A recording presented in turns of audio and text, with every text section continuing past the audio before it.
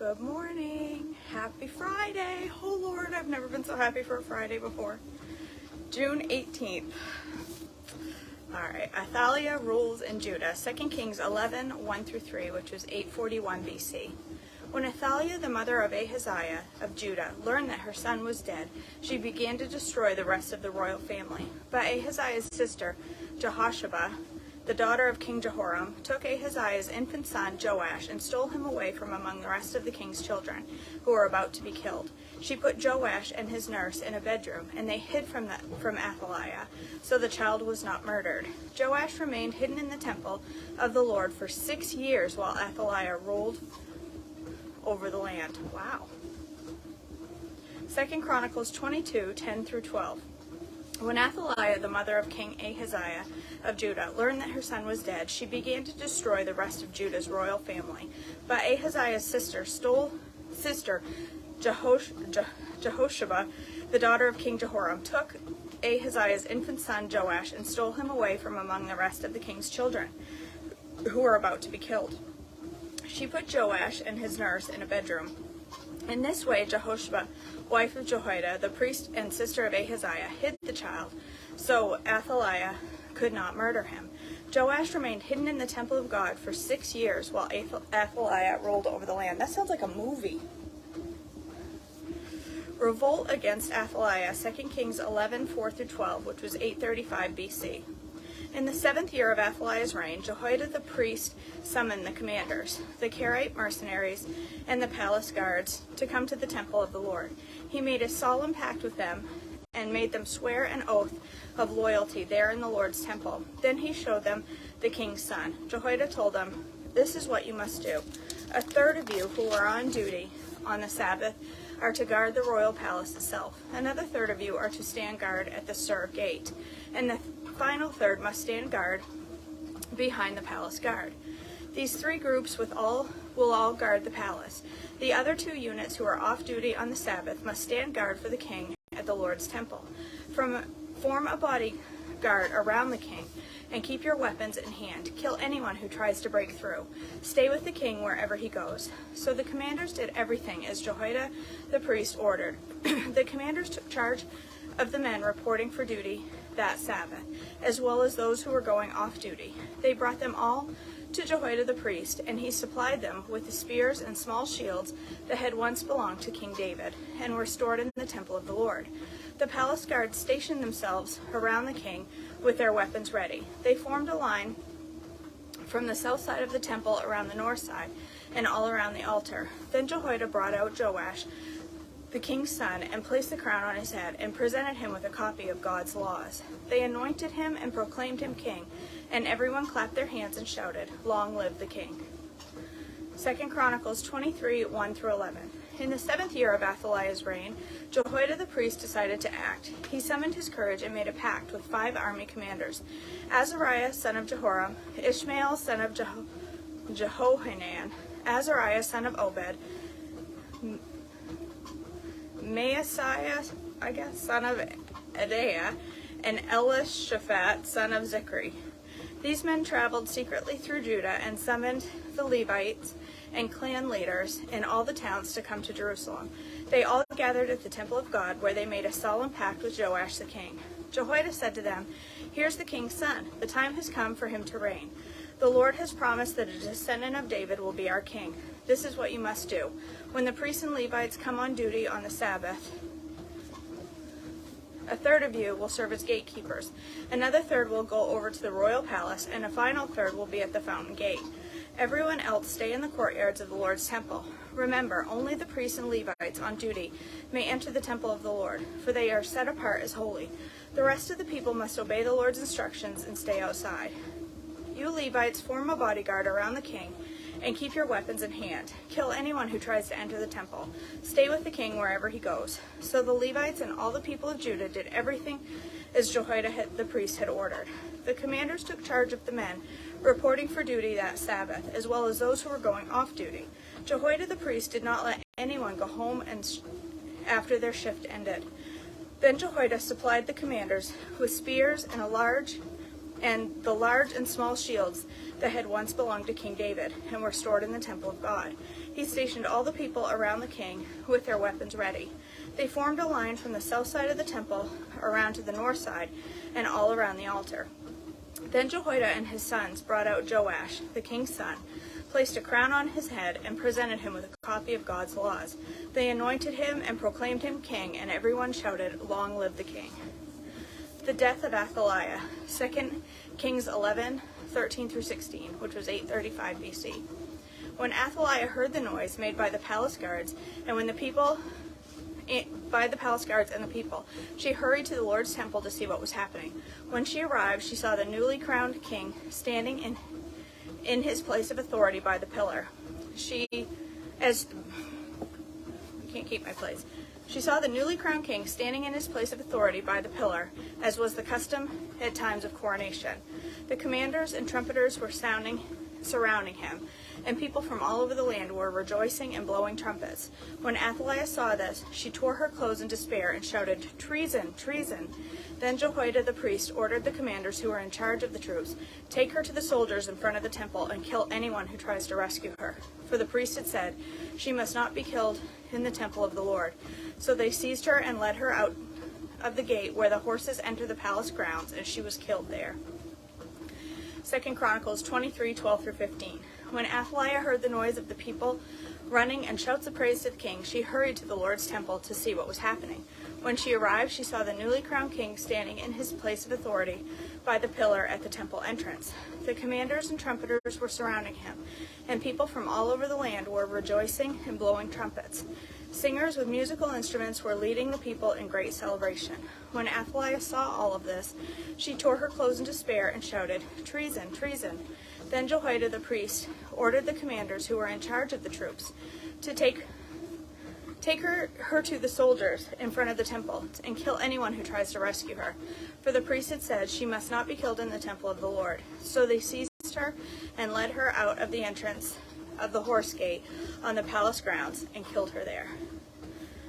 Jehoiada's religious reforms, 2 Kings 11:17-21, which was 835 BC. Then Jehoiada made a covenant between the Lord and the king and the people, that they would be the Lord's people. He also made a covenant between the king and the people. And all the people of the land went over to the temple of Baal and tore it down. They demolished the altars and smashed the idols to pieces, and they killed Mattan, the priest of Baal, in front of the altars. Jehoiada the priest stationed guards at the temple of the Lord. Then the commanders, the Karaite mercenaries, the palace guards, and all the people in the land who escorted the king from the temple of the Lord. Not who escorted. Then all the people of the land escorted the king from the temple of the Lord.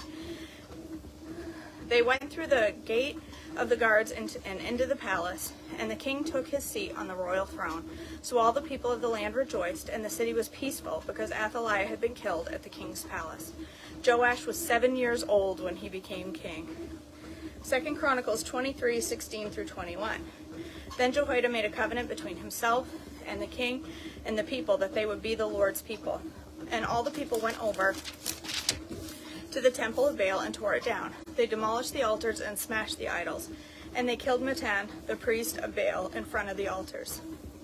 Jehoiada now put the priests and Levites in charge of the temple of the Lord, following all the directions given by David. He also commanded to them the present burnt offerings to the Lord, and prescribed by the law of Moses, and to sing and rejoice as David had instructed. He also stationed gatekeepers at the gates of the Lord's temple to keep out those who for any reason were ceremonially unclean. Then the commanders, nobles, rulers, and all the people of the land escorted the king from the temple of the Lord. They went through the upper gate and into the palace, and they seated the king on the royal throne. So all the people of the land rejoiced, and the city was peaceful because Athaliah had been killed. Joash rules in Judah, 2 Kings 12:1-16, which was 835 BC. Joash began to rule over Judah in the 7th year of King Jehu's reign in Israel. He reigned in Jerusalem 40 years. His mother was Zibiah from Beersheba. All his life Joash did what was pleasing to the Lord the Lord's sight, because Jehoiada the priest instructed him. Yet even so, he did not destroy the pagan shrines, and the people still offered sacrifices and burnt incense there. One day, King Joash said to the priests, "Collect all the money brought as sacred offerings to the Lord's temple, whether it is a regular assessment, a payment of vows, or a voluntary gift. Let the priests take some of that money to pay for whatever repairs are needed at the temple." But by the 23rd year of Joash's reign, the priests still had not repaired the temple. So King Joash called for Jehoiada and the other priests and asked them, "Why haven't you repaired the temple? Don't use any more of the money for your own needs. From now on, it must all be spent on the temple repairs." So the priests agreed not to accept any more money from the people, and they also agreed to let others take responsibility for repairing the temple. Then Jehoiada the priest bored a hole in the lid of a large chest and set it on the right-handed side of the altar at the entrance of the temple of the Lord. The priests guarding the entrance put all of the people's contributions into the chest. Whenever the chest became full, the court secretary and the high priest counted the money that had been brought to the Lord's temple and put it into bags. Then they gave the money to the construction supervisors, who used it to pay the people working on the Lord's temple: the carpenters, the builders, the masons, and the stone cutters. They also used the money to buy the timber and finished stone needed for repairing the Lord's temple, and they paid any other expenses related to the temple restoration. The money brought to the temple was not used for making silver bowls, lamps, snuffers, basins, trumpets, or other articles of gold or silver for the temple of the Lord. It was paid to the workmen who used it for the temple repairs. No accounting of this money was required from the construction supervisors, because they were honest and trustworthy men. However, the money that was contributed for guilt offerings and sin offerings was not brought into the Lord's temple. It was given to the priests for their own use. 2 Chronicles 24, 1-16. Joash was 7 years old when he became king, and he reigned in Jerusalem for 40 years. His mother was Zibiah from Beersheba. Joash did what was pleasing in the Lord's sight throughout the lifetime of Jehoiada the priest. Jehoiada chose 2 wives for Joash, and he had sons and daughters. At one point, Joash decided to repair and restore the temple of the Lord. He summoned the priests and Levites and gave them these instructions: "Go to all the towns of Judah and collect the required annual offerings, so that we can repair the temple of your God. Do not delay." But the Levites did not act immediately. So the king called for Jehoiada the high priest and asked him, "Why haven't you demanded that the Levites go out and collect the temple taxes from the towns of Judah and from Jerusalem?" Moses, the servant of the Lord, levied this tax on the community of Israel in order to maintain the tabernacle of the covenant. Over the years, the followers of wicked Athaliah had broken into the temple of God and had used all the dedicated things from the temple of the Lord to worship the images of Baal. So now the king ordered a chest to be made and set outside the gate. My lips are bleeding. So now the king ordered a chest to be made and set outside the gate leading to the temple of the Lord. Then a proclamation was sent throughout Judah and Jerusalem, telling the people to bring to the Lord the tax that Moses, the servant of God, had required of all Israelites in the wilderness. This pleased all the leaders and the people, and they gladly brought their money and filled the chest with it. Whenever the chest became full, the Levites would carry it to the king's officials. Then the court secretary and an officer of the high priest would come and empty the chest and take it back to the temple again. This went on day after day, and a large amount of money was collected. The king and Jehoiada gave the money to the construction supervisors, who hired masons and carpenters to restore the temple of the Lord. They also hired metal workers, who made articles of iron and bronze for the Lord's temple. The men in charge of the renovation worked hard and made steady progress. They restored the temple of God to its original design and strengthened it. When all the repairs were finished, they brought the remaining money to the king and Jehoiada.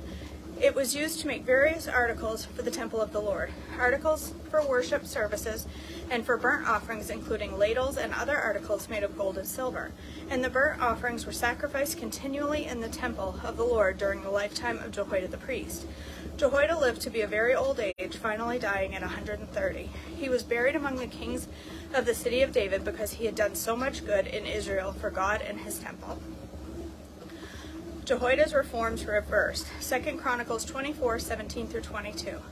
But after Jehoiada's death, the leaders of Judah came and bowed before King Joash and persuaded him to listen to their advice.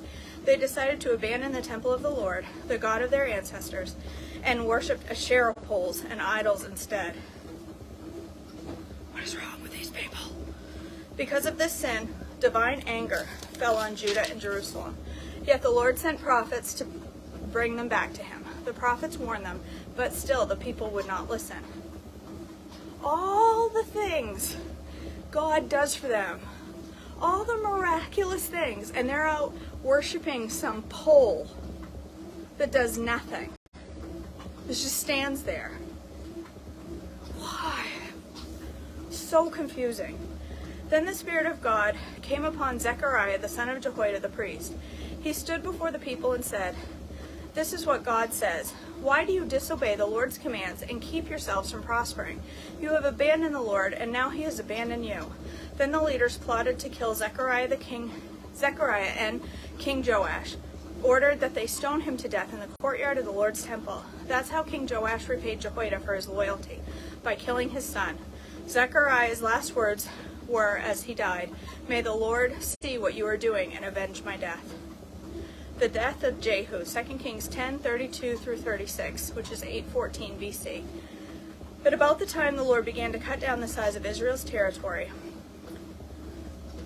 that's a whole sentence. At about that time, the Lord began to cut down the size of Israel's territory. King Hazael conquered several sections of the country east of the Jordan River, including all of Gilead, Gad, Reuben, and Manasseh. He conquered the area from the town of Arior by the Arnon Gorge to as far north as Gilead and Bashan. The rest of the events in Jehu's reign, everything he did and all of his achievements, are recorded in the book of history of the kings of Israel. When Jehu died, he was buried in Samaria. Then his son Jehoahaz became the next king. In all, Jehu reigned over Israel from Samaria for 28 years. All right. That's it. It's so true. Isn't it, Jamie? But I guess it's no different than people today. God makes himself very clear and they still choose to believe he doesn't exist. I don't get it. I'm glad I don't get it. I don't want to be one of those people. Alright, you guys, that's it for our chronological Bible reading. I hope you've enjoyed joining me, and I hope that you join me again tomorrow. I'll be back. I'm going to go upstairs and I'm going to make, I think, an anti-inflammatory shake I saw on Pinterest. Sounds good. I'm going to go make it, and because I need it, because I'm so not anti-inflammatory. I'm the opposite. I'm inflammatory. Inflamed. I guess that's the right word. Alright, you guys, I hope you have a blessed day, and I will see you all back tomorrow for more Bible reading.